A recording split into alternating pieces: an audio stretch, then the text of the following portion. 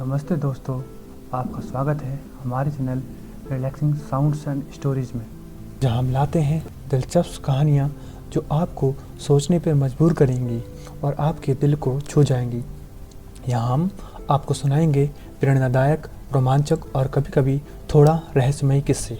तो यदि आप भी कहानियों के जादू में खो जाना चाहते हैं तो हमारे चैनल को सब्सक्राइब करें और बेल आइकन दबाना ना भूलें। चलिए आज की कहानी की शुरुआत करते हैं। एक समय की बात है। एक छोटे से तटीय गांव में एक साधारण मछुआरा थॉमस रहता था। वह अपने दिनों को जाल फेंकते हुए और समुद्र की गहराइयों में छिपे रहस्यों का सपना देखते हुए बिताता था। हर शाम वह गांव लौटता और अपने साथी गांव वालों को समुद्र की अद्भुत कहानियां सुनाता। एक रात जब चांद की रोशनी में समुद्र चमक रहा था, थॉमस ने दूर समुद्र में मछली पकड़ने के दौरान अचानक एक चमकदार आकृति देखी। जैसे ही उसने जाल को खींचा, उसे एक खूबसूरत जलपरी लायरा मिली और उसके लंबे बाल लहरों की तरह बह रहे थे। कृपया दयालु मछुआरे, उसने पिघलती हुई आवाज में कहा, मुझे छोड़ दो और मैं तुम्हारी एक इच्छा पूरी करूंगी। थॉमस उसकी सुंदरता से मंत्रमुग्ध हो गया। अगर मैं धन की इच्छा करूं? उसने पूछा। लायरा ने उदासी से मुस्कुराते हुए कहा, वे चीजें तुम्हारे दिल को नहीं भरेंगी। तुम्हारी सच्ची इच्छा तुम्हारी आत्मा की गहराइयों में है। उसे सुनकर थॉमस ने उसे छोड़ दिया, लेकिन लायरा वहां से नहीं गई। मुझे तुम्हारी मदद चाहिए। मैं एक खोई हुई मोती की तलाश कर रही हूँ जो मेरे घर का सार है। इसके बिना मैं अपनी जल लोक में लौट नहीं सकती। उसकी पीड़ा को समझते हुए थॉमस ने मदद करने का निर्णय लिया। दोनों ने मिलकर मोती की खोज शुरू की और समुद्र की रंगीन दुनिया में गोते लगाने लगे। जैसे जैसे वे कोरल रीफ और डूबे हुए जहाजों की खोज करते गए, थॉमस ने केवल समुद्र की सुंदरता में नहीं बल्कि लायरा की दयालुता और बुद्धिता में भी आत्मा डाल दी। दिन सप्ताह में बदल गए और वे अपनी खोज में लगे रहे। इस दौरान थॉमस ने लायरा की आंखों से दुनिया को देखना शुरू किया।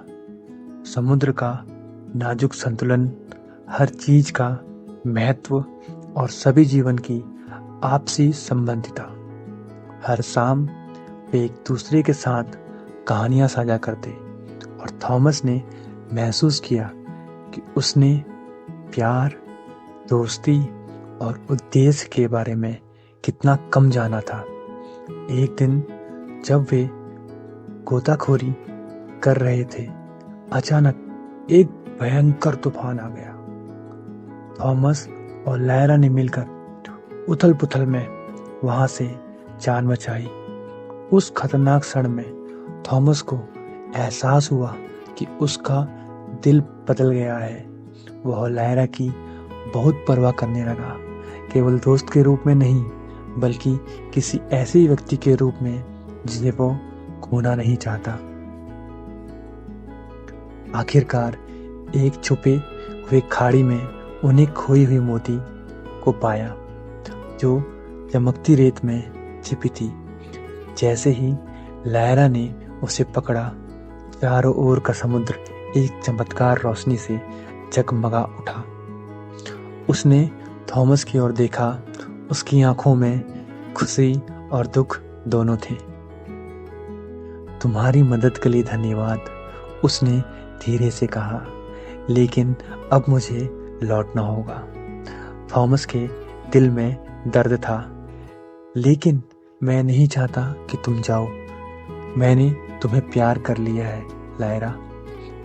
लायरा ने उदास मुस्कुराते हुए कहा, प्यार हमेशा एक साथ रहने का मतलब नहीं होता।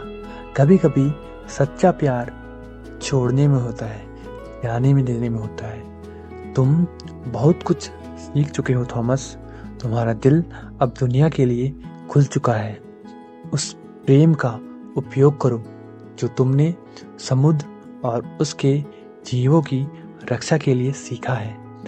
आंखों में आंसू लिए थॉमस ने उसे गले लगाया और कहा, मैं कभी तुम्हें नहीं भूलूंगा।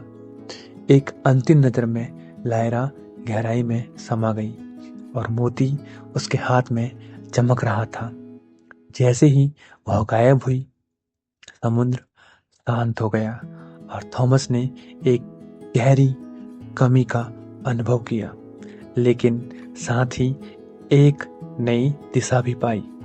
उस दिन के बाद थॉमस ने समुद्र का रक्षक बनने का संकल्प लिया। उसने समुद्र की कहानियां साझा की और उसके नाजुक संतुलन की रक्षा की। हालांकि वह लायरा को बहुत याद करता था, लेकिन उसने उसके भीतर की आत्मा को अपने साथ रखा और उनके साझा किए प्यार और यात्रा ने उसे हमेशा के लिए बदल दिया। और लहरों के नीचे लायरा ने मुस्कुराते हुए यह जानते हुए देखा कि उनके दिल हमेशा एक दूसरे से जुड़े रहेंगे, चाहे उनके बीच की दुनिया कितनी भी दूर की ना हो।